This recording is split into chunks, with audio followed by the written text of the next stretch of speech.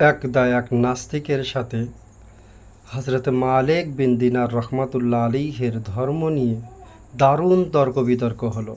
উভয়ে আপন আপন পথকে উত্তম এবং শ্রেষ্ঠ বলে দাবি করলেন। অবশেষে এই কথার উপর ফায়সালা হলো যে দুজনেই একসাথে নিজ নিজ হাত আগুনে স্থাপন করবেন।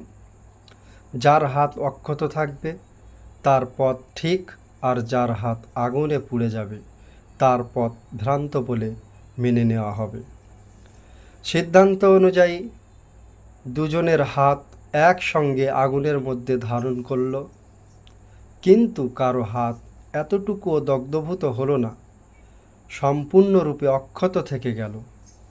তখন উপস্থিত জনগণ এই সিদ্ধান্তে উপনীত হলো যে দুইজনই খাঁটি পথে আছেন, কারো পথ ভ্রান্ত নয়।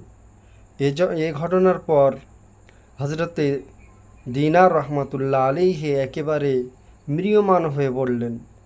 তিনি সিজদায় গিয়ে আল্লাহ পাক রব্বুল আলমিনের কাছে কেঁদে কেঁদে বলতে লাগলেন, ওহে মাবুদ, দীর্ঘ 70 বছর তোমার ইবাদত করে অবশেষে আজ এক নাস্তিক কাফিরের সমপর্যায়ভুক্ত হলাম। এ তোমার কেমন বিচার প্রভু? গায়েবী আওয়াজ হলো, ওহে মালিক, তুমি ব্যাকুল হইও না।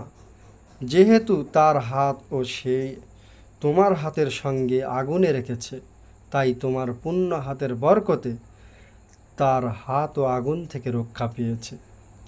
যদি সে পৃথকভাবে তার হাত আগুনে রাখত, তাহলে নিশ্চয়ই তা জ্বলে পুড়ে ভস্ম হয়ে যেত। আমি